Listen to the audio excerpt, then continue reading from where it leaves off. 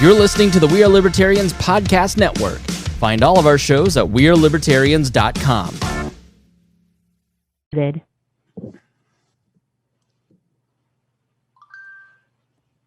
You're listening to the We Are Libertarians network. Find all of our shows at wearelibertarians.com.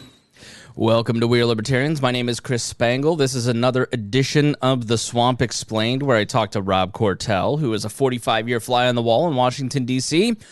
Rob has worked for Republican presidential campaigns like Ford and HW, government agencies like the EPA. He's been confirmed by the Senate to the U.S. Maritime Commission. He's also been a candidate for Congress and Senate. And he's also spent years working in private technology in that sector with startup companies and lived around Washington, D.C. for a long time. And, you know, he has iconoclastic viewpoints, lots of experience, and he always gives us great insight into how people are thinking there in Washington, D.C. The reason we do the show is, you know, if you're a libertarian and you want to start trimming down the swamp and the government, then you've got to understand it. Oftentimes, Rob, what I find in talking to people on social media is that their facts don't match reality. Gut facts, but you wouldn't know that if you spent all day online. I totally agree with that. And you know, there's an old saying that where you stand depends on where you sit. Mm-hmm. One and two. You know, this we were talking earlier offline, you and I, about Miles Taylor. Good example of people both using someone for advantage and then abusing them for advantage and everything else, you know. Yeah, we can start here, and then we're going to talk about the 2020 race in this last episode of The Swamp before the election. We will, on Monday night, have another episode just to kind of tie it all together, a preview of Election Day, so tune in and make sure you listen to that as well. But Miles Taylor is this guy who was an assistant to the Homeland Security, was it Well, he was deputy chief of staff, okay. And then he later became chief of staff. And so, you know, when he at some point he gives us he writes a story in the paper and about being in some meetings and being appalled. And then, of course, everyone knows it is true that there are a lot of people inside the administration who are conflicted about one policy or another, and kind of just their friends are banging on them about what a jackass Donald Trump is. We've seen it with people like Kelly and Mattis and a lot of these. Yeah. You sent me an article with 29 different people, and Miles Taylor was there when Kristen Nielsen. He was with Kirsten. Yeah. And so during all these child separations, he was chief of staff during all that. Right. And then around that time, the New York Times published this anonymous article. We talked about it here on the podcast. And that's right. And he was characterized as a senior administration official. Yes. And he wrote a book. Right. And then he came out. He came out personally, and I heard him on the Bulwark podcast, which I thought was a very interesting look. And he left 3 years into being this deputy chief of staff. And I found a lot of what he had to say convincing. He didn't seem like a nut. He didn't seem like a, you know, he's not. They kind of pushed him on being like, how could you like be there, be a part of the child separation and not say anything? And his argument was always, well, I wanted to be one of those people who stopped him. I thought he'd be different than he was. He wasn't. Now I'm speaking out, which I sort of buy that argument. Yeah. Well, and I'll say right up front, that reminds me of something my wife said to me at the beginning, before the last election in 2016, which is, if he won, who would work for him? And right. What I said then is anybody he asked. He's the president of the United States. Yeah. And people, and in his case, I think a lot of people who were Republicans, of course, it's in a Republican administration. They wanted to work in it, and they all had hopes that he would be different. He would seize the moment. And then there are others who think they're smarter than he is, and that they can change him. And it's always like that. That also reminds me of the story of, George H.W. Bush and Jimmy Baker, and he and Baker were disagreeing. We've talked about this before. And at some point Bush said, well, if you're so smart, why aren't you president?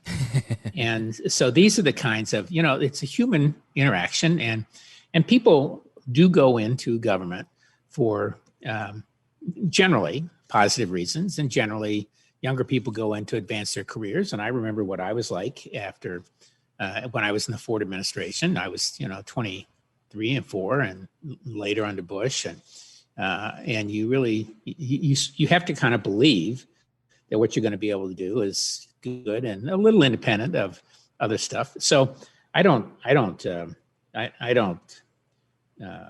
criticize him for doing it or being in it.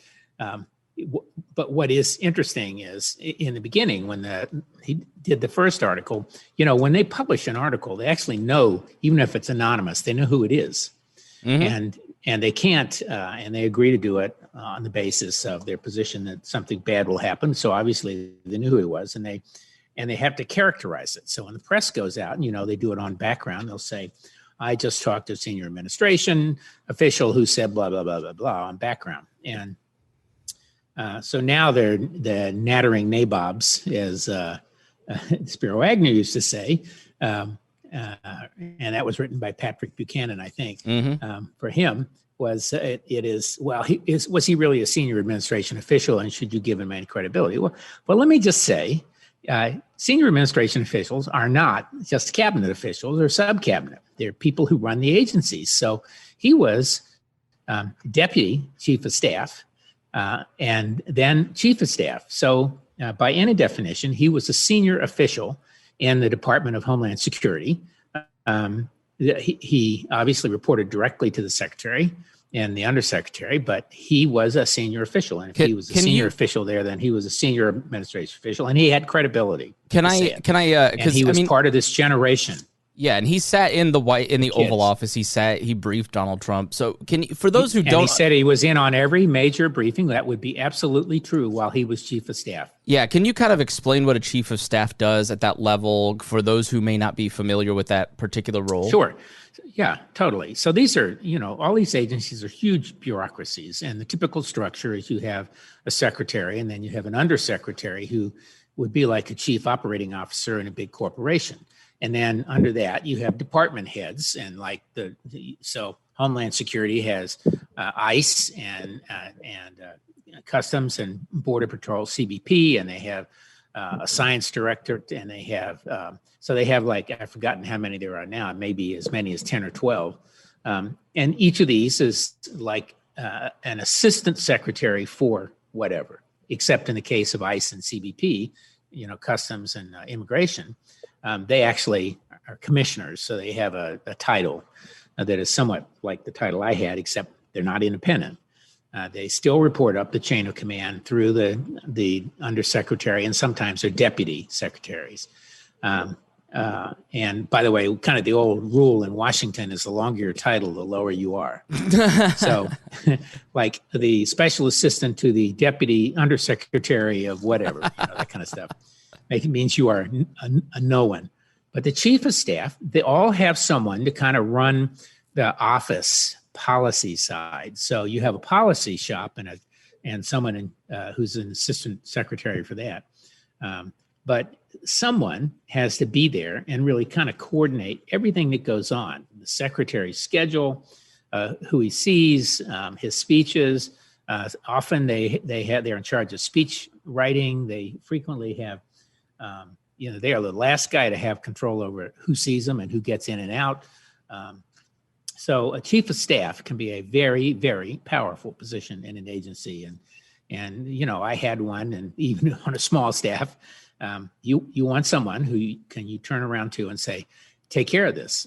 And you really have to trust them. And they, by the way, know everything typically. So he was a senior administration official. It wasn't just a benefit to the New York Times to call him that, or whoever wrote, I forgot whether he did in the Times or the Post, but, and then later, of course, when he wrote his book, it was appropriate for him to call himself a senior administration official. So this is one of those kind of silly swamp nits, mm-hmm. And the reason they're doing it is they're trying to undermine his credibility. Well, he's a credible guy. Every chief of staff knows every other chief of staff, and believe me, they all talk. Sure. And they he goes out drinking with his friends. He's a young guy. I don't know if he's married or whatever, but if he's so, there's a whole layer of people like him who are loyal, but they're also concerned. And part of their job is to keep people out of trouble, not to get them into trouble. I'm watching this great Netflix show now called Borgen. And it's about the Danish government and a woman, the first woman prime minister, and all the politics. And, there it's very different. The chief of staff is, in fact, virtually everybody who works for her is a professional civil servant. So Right. Talk about the swamp. And she has her own cabinet officials, but they're all members of other parties to form a government. And, that's the way it is in all parliamentary democracies. It's like that in England and all the rest. It's a great show, by the way. I would definitely recommend it. If you like politics, it's great. If you like character development, it's terrific. And believe me, it's a mile a minute twists and turns, but it is the ultimate idea of a swamp. In the U.S., most of these positions, I've forgotten how many we still have left. There used to be 4,000 or 5,000 positions in what was called the Plum Book, which is when a president came in, he got to appoint all these people, and only a handful of them had to be confirmed by the Congress, by the Senate. And that number had been steadily whittled down. But positions like chief of staffs, they're loyalty positions. Right. So, they're not permanent positions versus not permanent. Yeah. He's out of here the day the next president comes in. Even if it's a Republican, the odds are he's out of here, and just or he would have been if he were still in the job. Yeah. To illustrate that, here in Indiana, when it went from the Mitch Daniels administration, who is a Republican, to the Mike Pence administration, there was a large number of Republicans that quit, resigned, wouldn't work for Mike Pence. Mike Pence didn't want them to work for him because they were too liberal or not ideologically right enough. And so there was a large amount of turnover in a lot of those agency head positions. But then there was also a filling of what I would call the American civil service positions. Like, our buddy Rob Kendall ended up working, as like on the insurance commission. Rob's a talk radio show host working for the insurance commission, but he had knocked on doors and needed a job.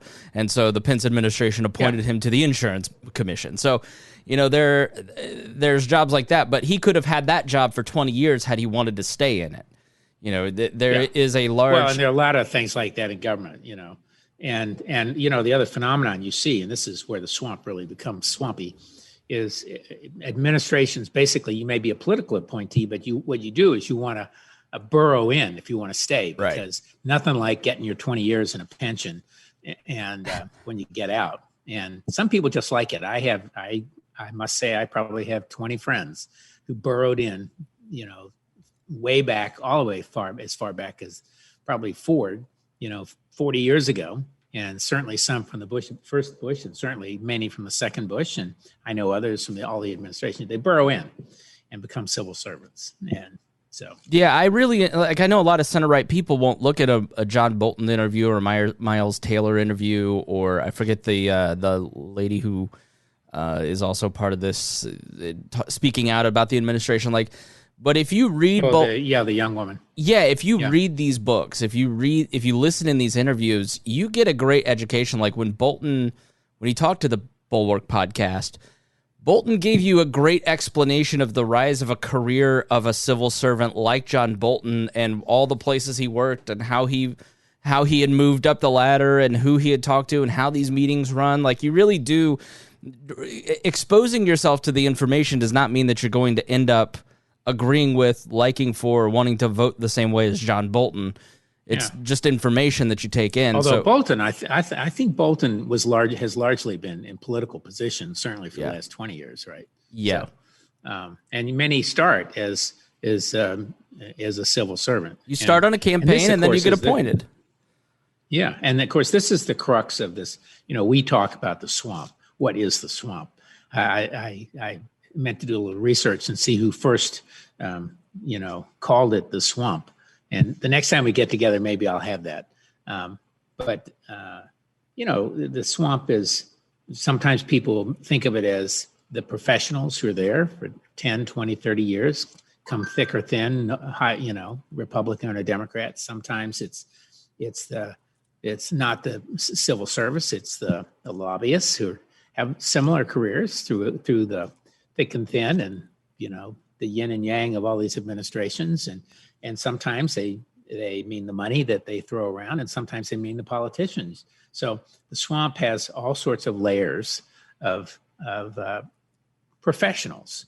This is, and it's frankly, it's the classic American political argument where people think they don't want politicians. They, so-called career politicians, but do they want a career doctor, or they want a career dentist, or they want a career pilot, and politics is a profession, and the people in the civil service typically are people who have learned what it is they're supposed to do, and that many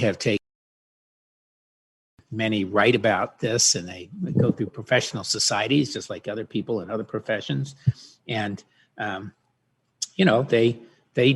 do their job. And you and I have talked on numerous occasions that where Trump has failed most mightily is in failing to appoint people who could represent his point of view and make his imprint on government. There are hundreds of these, or there have been hundreds of these civil service, these political appointee jobs left open. And you cannot make your imprint unless you put the professional politician or the political representative of the president at the top of an agency. And that's his big failure. If the next president who wants to deal with the swamp and bend it to his will is going to do that. And he's going to be ideologically. If it's Biden, he will do it. He will do it. He knows where to find the swamp creatures, and he's going to. This is the some thing. Of them he likes, and some of them he doesn't. It's just like all of us. Yes, I have struggled with this kind of topic my entire career, because when I started as a baby radio producer with Abdul, who is Indiana swamp to the T, he would always argue with me saying, you want a professional legislature that is full-time, because you need lobbyists, you need all these professionals because they understand how this works. And it's similar to what you've seen, your high school epidemiologist, your high school friend's an epidemiologist on Facebook. Well, as a person who's been around politics my entire life, I see what people say, and it's totally detached from anything that anyone who's worked in politics experiences. So it's sort of like there's a lot in politics, like when somebody's watching a football game and they think they could be head coach better than the head coach. Meanwhile, they haven't spent 75 hours a week in a tape room making decisions, working with people on these, but their gut instinct tells them that they'd be better than the coach. And that's one of the disconnects that I think with libertarians a lot of times is, if you get elected, you are now in a world where you're dealing with these people. Like we have a gubernatorial candidate here who has a real shot to win in a three-way race. What happens if he wins? Because the majority of the people that are driving him to victory are largely disconnected and unknowledgeable about the tasks that they would undertake if they got elected to office. Right. And there is no incentive for anyone to learn, because the populist streak within the libertarian movement means if you do a show like we do, you're going to get killed because you're liberal or you're big, you're state. It's like, no, I'm trying to help you understand how this stuff works so you can actually change it, as opposed to just screaming, because that's not gonna change it. So there's a big disconnect between how government functions and how we talk about it. Well, and I think there's a disconnect between our own personal expectations and how we feel about other people, and the way government has to function too. It's always compared to making sausage. You don't want to see how sausage is made. You don't want to see how politics is made. And politics is the art of the possible. And I was just thinking as we're talking about this, one of the interesting experiments in this was Macron's government. He came essentially. He created his own party. He brought in a lot of young people who had never been in government, who got elected to the parliament. And by and large, he's kept them in the fold.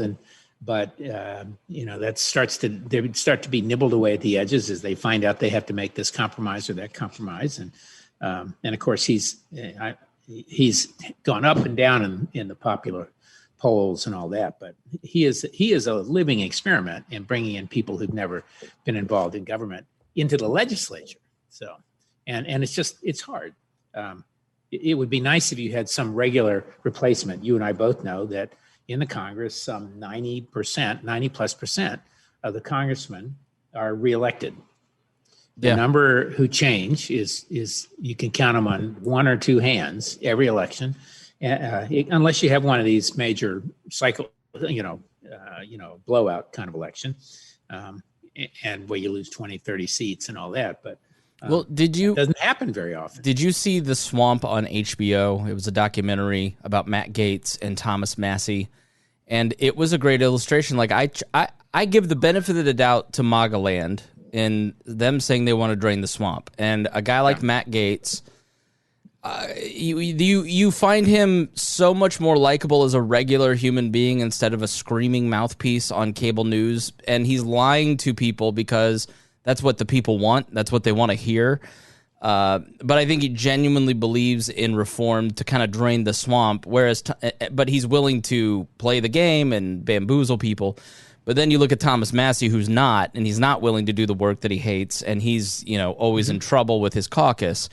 And so I think the MAGA world is a great example of a group of people who are ideological about certain things, but then once they get a taste of power, they get into Washington, D.C., you've got a whole new swamp created of all these people trying to sucker people out of their money, and you end up with the last three Trump campaign managers getting arrested. So the only answer is that the swamp is everyone else. Right. Which is true. And again, as I've said time and again, I am so glad on some days that the civil service is there.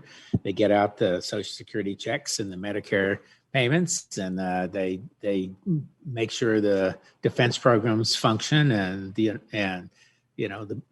borders more or less operate, and this goes and that goes. And you're a small C conservative. Institutions are necessary for incremental change and a lack of chaos. Yeah, I like lack of chaos, and I do think as we go into this election on Tuesday, I do think that's going to be, what is the real driver for people's votes? You and I have not yet talked about the election. And, we both woke up this morning to two new polls, one in Florida and one in Pennsylvania.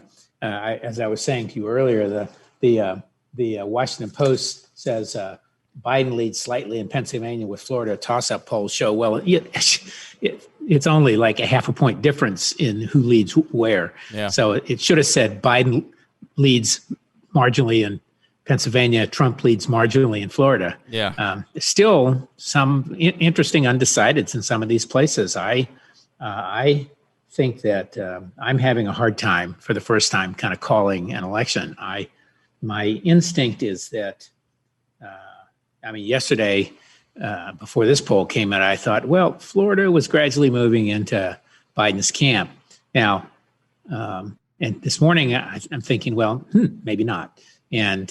But the big question is, and this is the big problem for all the polling guys, is most of the country has voted already. Yeah. And they voted as far back as 3 weeks ago on issues that were salient to them 3 weeks ago. 3 weeks ago, the market was up. 2 weeks ago, it was down. This week, GDP is way up. So if you're voting today and you're voting on economic issues, which, by the way, is what is the main driver of most people's votes, consumer confidence is up at 54% or something like that. It's been a little bit. The Gallup poll that said 60% of people were better off today than they were 4 years ago in the middle of a recession. Back to the Reagan thing. Absolutely. Yeah. So I think it's going to be very hard. And kudos to whatever pollster is figuring out how to sample the people who've already voted and where they're landing. I have not seen anywhere any analysis of that. Ann Selzer, Texas is already more people have voted in Texas absentee or early than voted in 2016, which was a blowout. Yeah, so there's probably by the time we record this on Sunday, November 1st, about 100 million will have voted early or absentee. And then right at 100. Yeah, and then another 50 million will vote on Tuesday. That's a large chunk of people. And I do think that Ann Selzer is one of the most reliable pollsters in Iowa. Yeah, and she basically showed this massive shift, a 7-point shift towards Trump in Iowa, which is kind of something that I think we're seeing here in Indiana in this governor's race with the Republican governor shedding 15%. There's two central questions. The main central question of this election is, can you stomach 4 more years of Donald Trump? And the second question is, what do you think about lockdowns and who's going to prevent more lockdowns? I think the lockdowns are the wild card in this. And if Donald Trump does win, despite all the thousands of polls showing he has no shot, it is the last minute expansion of COVID and the resentment and fear of lockdowns that will drive people towards him. But you're right. There's 100 million people that have voted. I would not say, I today would still not say that Trump will not win. Okay. I think a couple weeks ago I thought it was trending towards Biden, and I think Biden's momentum, if you look at the polling data, is actually, the gap is narrowing, which it always does. The public, once they have to make a choice, they make a choice. I will not be surprised if the third-party candidates do better than is predicted right now. I think there are going to be a number of people going into the polling booth on Tuesday. They're going to say, geez, I just cannot stomach this guy, and I don't want to vote for the other one. And so I actually think that will go up. And if that happens, that's bad for Biden. That was bad for Hillary. That lost her the election ultimately. So, but boy, this map, looking at it, is really phenomenal. And I wouldn't be surprised if Texas goes. Texas had, I think, what was the number, 2 million or 1.5 million new residents since the last election 4 years ago. It's huge. And people are moving into Arizona, a ton of people there. Florida had Georgia, nearly 1 million. Georgia, I'm listening to the mayor of Raleigh-Durham yesterday, and they had 100 and some thousand, if I recall, and there. And so the people moving into areas which are urban, and they are many are technologists and professionals, and by and large they're coming out of the Midwest and off the coast and other places. And I don't think that helps Trump particularly. Well, he has to win. So for Trump to win, he has to win the states he won last time. He has to win. Right. Well, he can lose too. Okay, so but he definitely needs to win either Florida or Pennsylvania, I think. Yeah, and I think his best bet is still still Michigan.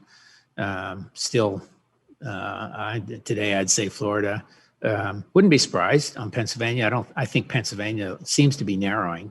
I think Pennsylvania, because it has the largest number of white working class without a college degree, which he does really well in. You've got the riots in Philadelphia happening again. Right. You've got the oil comments. I could see Pennsylvania flipping very easily. I could see seniors are most impacted by both the pandemic and lockdowns. Right. My grandfather, as I've mentioned on the shows, in a nursing home, and so is my grandmother. But she's in memory care, and his life is just turned upside down. And you can't go visit him, can you? You can now sit across the table, but that's probably going to change. You know what I mean? Even though the facility is making that call, not anyone in government, there's still, I think, going to be some part of people that go, I'm in this horrible situation, and Biden's probably going to make this worse, so I'm going to vote for the anti-lockdown candidate, which is Trump. And I could see that, plus the economic stuff, tightening a lot of these things in places like Florida, despite the fact that Donald Trump, as a polling last week, in the senior category, he won it by 17 points in 2016. He's now only winning it by 2. In whites, in a CNN poll 2 days ago, he won whites across the nation by 20 points. He's now only winning it by 2. So you see these little signs of it tightening, but does he win Arizona, Florida, Pennsylvania, North Carolina, Georgia, Michigan? All these, Iowa's done. He's won that. Ohio. I don't know that Ohio's dropped out of the conversation. It's clear that Pennsylvania, Florida, Michigan, Wisconsin, Minnesota, Arizona are the guys. Now the Trump's campaign says they're gearing up in Nevada, Pennsylvania, and Florida for litigation. Right. Well, they're going to litigate everywhere. Well, the good thing, if there is anything good about most of this, is that I mean, it's great if you're a political watcher. Like I'm having the time of my life. I don't know about you. No, it's fascinating, and we're actually doing with our small pod of 6 friends an election eve thing at my house. I've just gotten 5 HEPA filter machines. And I just bought an outdoor heater, and hopefully we'll have dinner outside. And I'm going to have I've got a 6-foot, TV. I've got a huge TV, and of course I'll be watching. And my wife says nobody else wants to watch it. You'll just have to report us. We'll be drinking, and of course I'll be drinking. but where was I? I can't remember where I was going on that. But just how the lockdowns. A lot of this is people, what's going to affect it. Trump's messaging, and he's running a very online campaign talking about people like Miles Taylor that nobody cares about Hunter Biden. Like people didn't. You tell me, but people didn't care about Billy Carter. They didn't care about No, yeah, Roger I still have my Billy Carter beer. Right, they don't care about Hunter Biden. That's stuff that Republicans care about. But what they care about is how they're personally affected. Am I going to recover from this economically better with Trump or Biden? Who's going to lock me down, even though neither has the power to do it? And then, it's me. It's sort of how does it affect? Yeah. And so I don't. And largely, it just comes down to who do you coalition with? Are you right or are you left? And I think there's I think there's more people on center left in this country, and I just can't see him statistically running the table like he needs to. I don't think it's impossible. I do think it's. You mean Trump running the table? Yeah, I don't think it's possible that impossible. I think he's got some latitude. I think last time you and I got on, the Post had just published their model where you can, and I suggest people go, and I think you may have put it on the website of where you can pick states to go one way or another and pick your own path. I think people should be doing that because I think I'd do it election eve, and I'd be doing it now if you were taking bets. 270 to win is a great website. 270 to win. That's right. Yep. I think the other interesting. So the things that make this a difficult election are shifting populations, shifting demographics.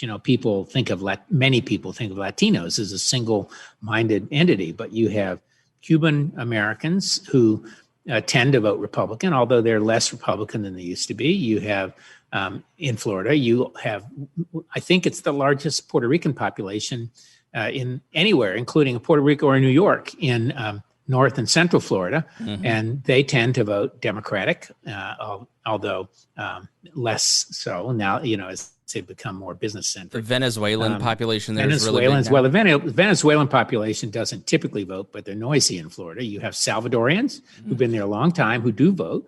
They have very mixed interests, and then of course out in West you have Mexican Americans and in addition to some of these others, and they have a variety of things. And you and I both know the polls are showing that Latinos as a group, Latino men and Black men are actually. Trump has made some gains there, like 2 or 3, 4% in what he did in 2016. So that's interesting. Although he's of course losing more and more among women and white women and educated and so on and so forth. What I'm not hearing that I heard in abundance in 2016 is.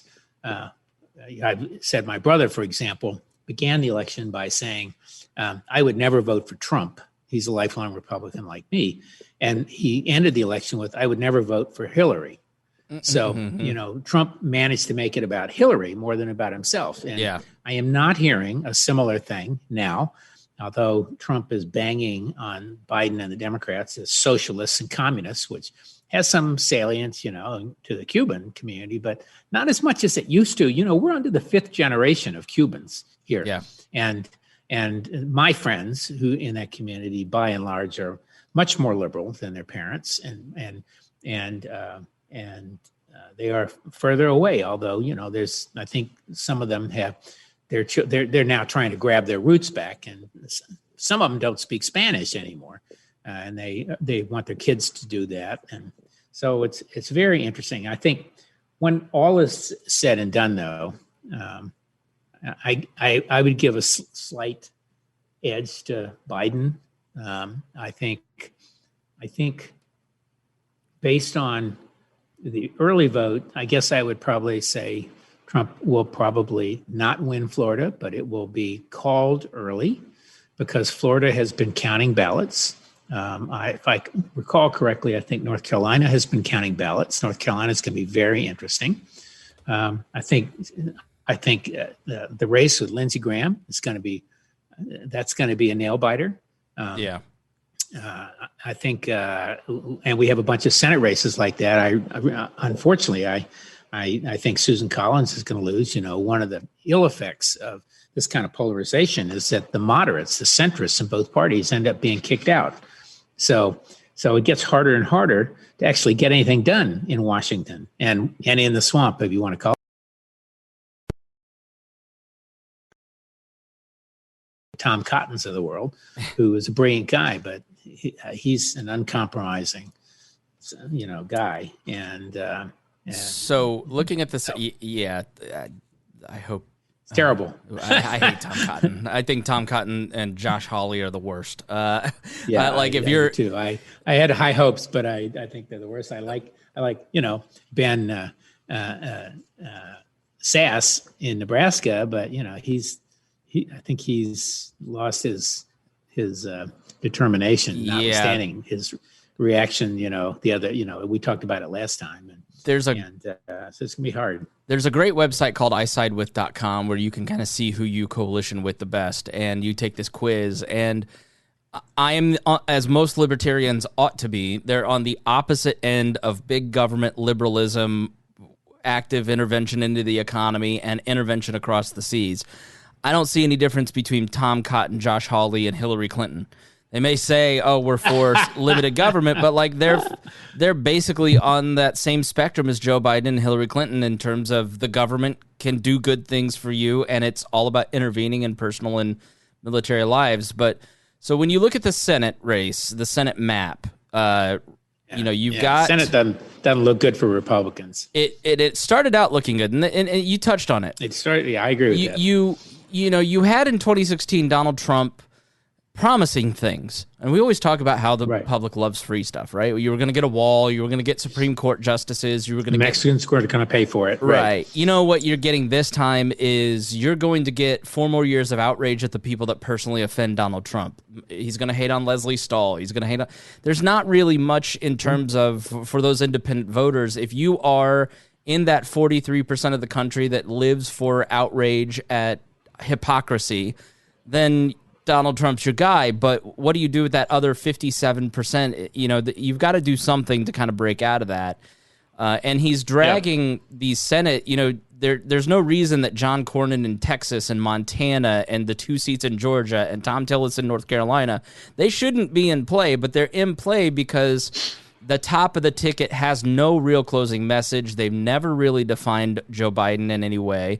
And you're right. If he had stuck to he's a big government, pro-lockdown, high taxation candidate, the economy's better under me, and he had just beaten that drum, if Trump had been disciplined from the beginning, this would be a much different race than Leslie Stahl was mean to me, Hunter Biden. That stuff just doesn't work. It's he failed, and they're going to end up, in my opinion, the Democrats are going to take 51 to 53 seats because across the board, and all those down ticket races. There's no reason that in Indiana, Dan Burton's seat in the 5th district is going to go to a Democrat, and within that district is the Indiana Speaker of the House's district, and he's going to it's going to flip, and he may lose. Like that. Yeah. The lack. Well, so what you're predicting in some ways is a down ballot route. Yeah. And again, I would not be surprised about that. And you and I have talked about targeting of the second tier targeting. It's not just Senate races per se and House broadly and the presidency, but there are like 10 or 12 congressional seats that are really important to flip delegations for redistricting. Yeah, which will happen right after the end here. And, the Democrats enjoyed a redistricting advantage for about 60 years, and then Republicans have gradually gotten it over the last 30 years. And I think it's probably going to flip back. And they really punished the Republicans punished them 10 years ago, and that's why they've done really well. And I cannot stress, if you are a Republican listening to this program, You should be so furious with your party because they have put you in such a poor disadvantage for redistricting in the next 10 years by holding on to Donald Trump, who is personally out for Donald Trump and not for your collective interest. I'll never understand the cult-like following this guy has built because he's so, like, Lindsey Graham is just hung out to dry. He hasn't campaigned with Lindsey Graham once. Like, what? Yeah. And Lindsey Graham has been hanging on to him like, right. It's his long-lost brother. He's Bobsey twins or something. Yeah. Well, So but you raised something earlier, which I think is an important question, which is when it's over, what's it going to be like? And what would you do if you were, let's say, a Biden or a Trump?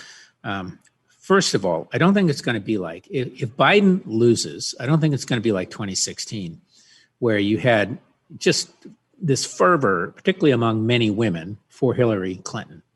And she had a real following. Biden is, and the first woman kind of thing, Biden is he's a politician. He's experienced. He's not flashy. I don't think he'll be a boring campaign where he hid out in the basement is part of why I think it's worked. It's great. He never came out. He pissed off the far right and far left by never coming out and saying what he stood for, because no one could define him, and he's boring, and that's why his favorables are at 52% and Hillary's were at 43%. But if he loses, I don't think you will have the phenomenon you had after Hillary lost, which is this total non-acceptance of the election results. I have said numerous times on the show that I think in many respects, Donald Trump has the right to be constantly pissed off because he was never accepted early on. You had a Democratic Congresswoman calling for his impeachment before he was ever sworn in. This is true, not apocryphal. Al Green. And you have people who have been against him from the beginning. He is right. The press has been against him from the beginning. He used the press, but now the press made him. But he has never had a favorable press for just about anything. And I had an interesting exchange with a friend of mine the other day via text, and she was saying, "What are you going to do?" And I said, "Well, there's some good things. There are some things that he has done that I think are good, but he is just such an overwhelming jackass. And I personally can't take what he says about the military and soldiers. Why are these guys stupid or whatever for going over to fight? And so I'm not going to vote for him. And I've said it before, even though I'm a lifelong Republican. But and she said, I've just been waiting for you to tell me that." And she's a much more conservative Republican than I am. And so I think if there are people, the 30% of the public that's going to vote on Tuesday, I think they're going to come down to, how am I doing? That's great. I'm doing fine. But gee whiz, do I want 4 more years of this just constant bickering and dissonance? And if Biden wins, then the question is, how will he reach out? Yes, how will Trump react? But how will he reach out? Can he reach out to these disaffected voters? And, a lot of them many of them voted for Obama. So he can remind them of that. But I'm not, I think if Trump wins, he's definitely not going to reach out. But if he were to win, I would not be surprised if he abandoned the Trumpistas in the party on some issues. I think fundamentally he has no ideology or political philosophy. So he'll want to do deals, and maybe Trump unleashed, I hate to use that term, might produce some things that are good. But I just think don't. The press will be way against him. And then, of course, he's trying to build a dynasty. His kids, Don Jr. and Ivanka has all of a sudden, we now see, has become pro-life. And the smarmy answer the other day, and I've forgotten who did the interview, but probably Fox. So so here's my counter to almost all. So let's say Trump wins. Trump, right?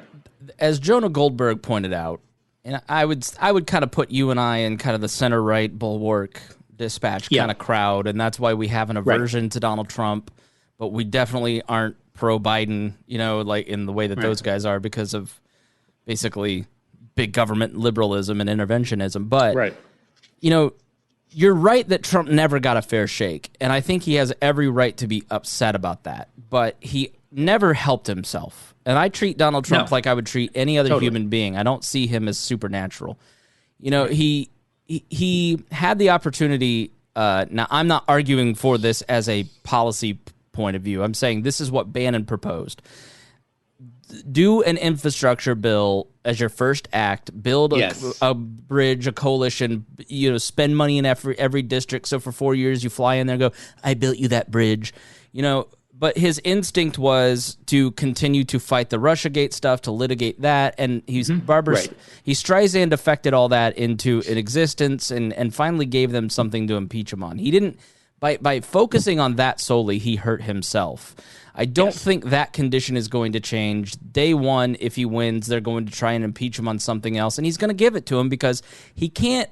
Anything that Donald Trump, as Goldberg pointed out the other day, anything that Donald Trump didn't have involvement in succeeded, and it's the stuff that conservatives like. Most of that was because of Paul Ryan and Mitch McConnell and the adults in the room around him, the McMasters and the Boltons and the people that he hates. Everything that Donald Trump did poorly on, like COVID, he had a personal hand in.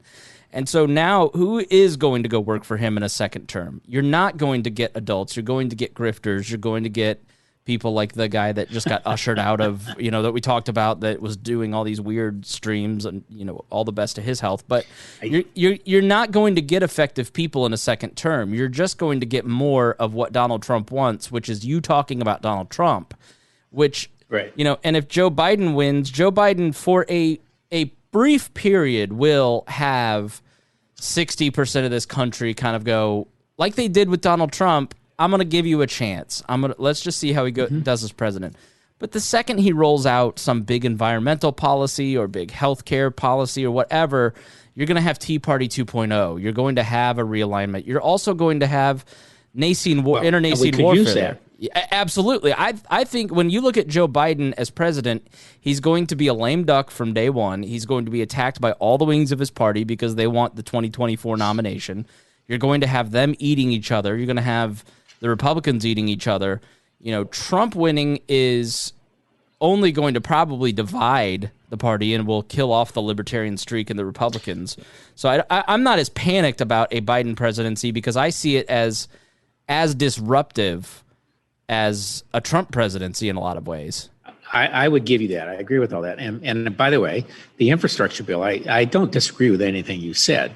But the infrastructure bill, for example, is a very good example of the party swamp dealing him a bad hand. So, Mitch McConnell didn't really want to do that. And Elaine Chao, Secretary of Transportation, really didn't want to do that. Right. And this is where the old fashioned we can't blow the budget stuff. The short term vision versus the long term. Anybody with a jot of intelligence knows that if you rebuild infrastructure, you're going to have instant hits in the economy, and it's going to instantly improve it's like infrastructure is like oil in grease, not oil, big oil, like grease. In making the moving parts move faster. And this is where, if there were one thing he could have done to make himself a president who was president and to knock everybody off on their butt, that would have been nobody expected. He lost that to the Republican swamp. Yeah, nobody expected. No one else can be blamed. I never thought Donald Trump was a libertarian. He was a Democrat 2 weeks before. He wanted he wanted a bigger stimulus bill than Pelosi did in that first round. He's libertarians would have hated Donald Trump, and then a portion of them would have found a way to love him because of non-interventionism. But because their check was big enough. Well, the non-interventionism is a big thing. Anybody else would have been applauded for that. And he should be. But. Yeah, and then of course the foreign policy swamp is yet another, the establishment, and everybody's wringing their hands, but they've stopped wringing their hands. I think if Biden wins, however, he's got a huge opportunity. He will have all of these countries under the thumb of tariffs and he can pull the thumb up gradually or quickly. He can make deals. He's got. He'll be able to do the stimulus bill if the Congress doesn't do it first, and so he'll have gas. The pushing the pedal down there for the economy, and I think he has a lot of opportunities, and I think his instincts are not radical. But so the left is going to be disappointed on some things, but I think, there'll be more environmental stuff. That's fine. And there'll be more climate stuff. There should be more climate stuff. I mean, there's bound to be a way to deal with that. I'm one of these people who thinks, well, even if it's not human caused, there are things you can see and do something about. So do something about it. And so it'll be. I don't think it'll be radical per se, but I do agree with you that it can be a big administration and big change, and it will cause ripples in both parties. I think. I am not sanguine that Republicans will regroup intelligently, but I can say, and you would say the same, come 2024, it's going to be a riot of candidates. Oh yeah, I mean Biden's not going to run. The most important election of your lifetime begins on Wednesday. I think it all depends on how much Biden wins by. Determines on how revolutionary this administration would be. So if you look at the historical precedent, you look at 88 or 92, when Clinton wins, it's by 1 to 2 points. He's now constrained and does a lot of conservative things because he was in a conservative position. You look at 80, well, Reagan could do a lot more because he won by 3 to 5 points and he had more of a mandate. Then you look at 32 when Roosevelt wins by 7, 8 points. Then it's Roosevelt, for God's sake. So, the mandate stuff and the license, and then not to mention, let's say they have 57 seats in the Senate. It's a total blowout, and it's a big blue wave. And Biden has an 8-point win, 400 electoral college votes, 57 Senate seats, almost a majority in the House. Well, that is a terrifying prospect, and so I do think that fear is going to kind of limit him to 1 to 2 points. I think Biden. Yeah. I think the math for Trump, it's not impossible, but it's really hard, and I think people are just exhausted with him. I think there's a lot of conservatives when we look at the that go. We got Amy Coney Barrett. We got 3. He did his job. I'm just tired of defending him. Yeah, I think. And by the way, speaking of Barrett. I've been thinking about this too. My prediction is if the Democrats win, I would not be surprised if they added 2 seats to the Supreme Court. But more likely, what they should do is add more seats to the appellate level and to the level below that. Because, we've added, the Republican sides and conservatives have added, 170, some huge number of judges. And I think the Democrats, as soon as they get in, they're going to realize that what that strategy was. And the courts are continually overutilized, so they're going to add another layer to that, which is what they should do if with Carter they did that. Yeah, so they have more judges to appoint. I agree because the court packing thing in terms of the Supreme Court is a non-starter because you have to fight for 2 to 4 months to kill the filibuster. Then you got to get 2/3. Still have to. They're going to end the filibuster. Yeah, and then you've got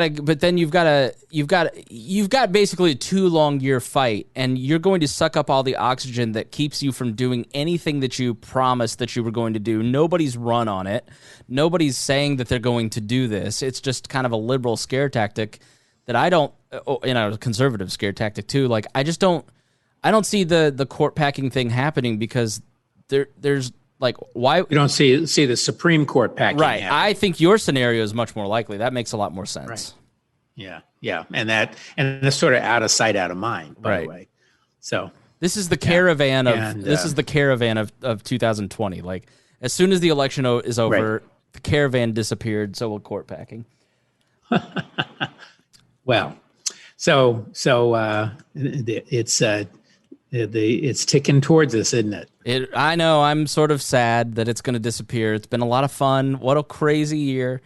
It's going to be a long, dark winter without all the arguments that we have. Do you think that? Let me ask you this quickly before we go on. But do you think there will be violence from either side? And do you think there'll be a long contracted court fight, or do you think it's going to be? I don't see either taking place, but I'm interested in your perspective.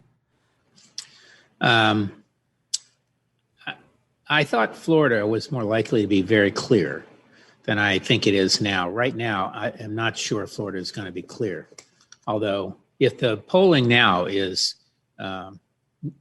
Trump slightly ahead, that mainly only refers to in-person voters coming up in Tuesday. So the Democrats really did their job earlier. And that's why I think Florida is probably still likely to go for Biden this time, marginally. And if that's the case, Florida will be harder to challenge, but I expect a challenge. I think a couple of these other states are going to be a little more difficult. I don't expect Trump to concede on election eve. Unless some massive route that we're not predicting right now happens. And I do think that there will be litigation, but I don't think it will change the outcome. I think the key states are going to be the ones we know. It's going to be Michigan, Florida, Minnesota, Wisconsin, North Carolina, Arizona. And I think Arizona, if I had to lay money on it right now, I'd probably say Arizona is going to go for Biden as well. And so that's the nail in the coffin. So I expect to see, some lawsuits for a couple of weeks. I also expect some violence. Honestly, Chris, I think, on both sides. If Biden were to lose, if Trump is to lose, you're going to see it. It's going to depend entirely on the candidates. It's going to, now, Biden can't control Antifa, but Trump can control his people. And he won't. So I expect some violence. He tweeted the video yesterday saying, "Go Texas," basically. Well, the one of the bus. Oh, yeah. Gee whiz. I mean, God. Joking last week about Biden being assassinated and Kamala coming in, and the crowd just went silent and looked at each other. Well, but you're underscoring what may be the final motivator to people in the election booth, which is, do you really want 4 more years of just this incessant drumbeat of inanity and it's uncouth and unsavory and do you want more of it? And I think in the end, some percentage of voters are going to just say, like me, there are things I like, but not much, by the way. But there's no way I could vote for this again. And so I think that's going to be the last straw. So we'll see. All right, so we end the program with recommendations. So if you visit the nation's capital someday in some far-off land when the pandemic has ended and Washington, D.C. allows you in their borders, are you able to visit D.C. and dine, or you got any? Well, I'm actually up here today. Okay. And there are a couple new ones that have opened. But actually, what I'm going to do is a little segue. So I just spent 2 weeks driving across country to visit my, my wife and I rented a car for a one-way drive from our island on the Chesapeake Bay from the island on the Chesapeake Bay. We took 2 days in Asheville, a day in Memphis, went to the, Biltmore in Asheville and this and that. And then we went to the Elvis Museum in Memphis. And then we went up to Tulsa to see Woody Guthrie's the museum there. It's just a wonderful museum. And then went on down to Bentonville, Arkansas, where Alice Walton of the Walton family, she's the world's wealthiest woman, I think $64 billion, has created one of the most fabulous museums and settings that you can imagine anywhere, where we stayed in a really great little hotel called the Museum Hotel, which is a hotel with the museum in it. And what is reputed to be the best restaurant in Bentonville, which may or may not be saying a lot, but it's called The Hive. There's Casey's General Store. Yeah, but and when you travel, you should look up there. It's a great, used to be great. Is it called the Road Food, which was a lot of little joints all along the way, and we managed to find some really great barbecue joints and this and that on the way. And then we drove from Bentonville to Dallas, where my daughter and 3-year-old granddaughter and son-in-law live. And And we have big news on that front, which is we are expecting a grandson. Excellent. Now on my birthday, roughly in April. And then the 5 of us drove for a couple of days to Austin, rented an Airbnb house with a pool and went hiking around. And then my wife and I took 2 more days while they went back to Dallas and went to wine country in Texas. And so my substitute for meals in DC might be wine in Texas. Who knew they had wine in Texas, right?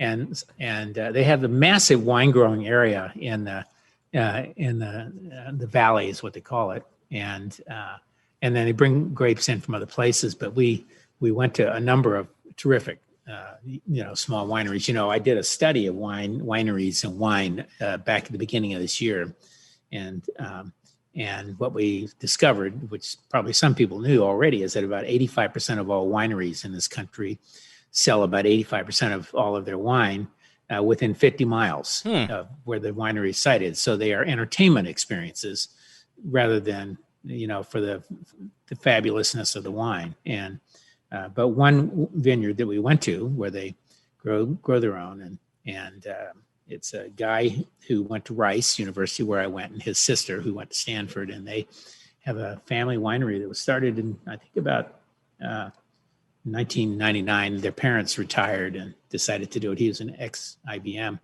and it's called Pedernales Cellars. And if you happen to be in a wine store and they have out-of-state wine, it's actually pretty good. A couple of their wines, and they do good Tempranillos in Texas and in some parts of Texas, not all over. And they do a decent Viognier, which we have in Virginia. It's white, and it's great with turkey.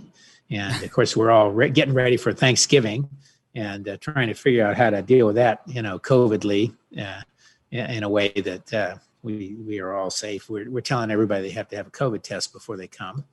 And we wait to hear what my brother has to say about that. Well, he's from Florida. I'm on a different podcast called The Pat Down, and she told me in Atlanta you can buy a fake COVID test that shows negative. So, anyway, take a good long look. And then we flew back. So, and we flew back to my cooking a steak. Yes. I haven't had steak in forever. Anyway. Yeah.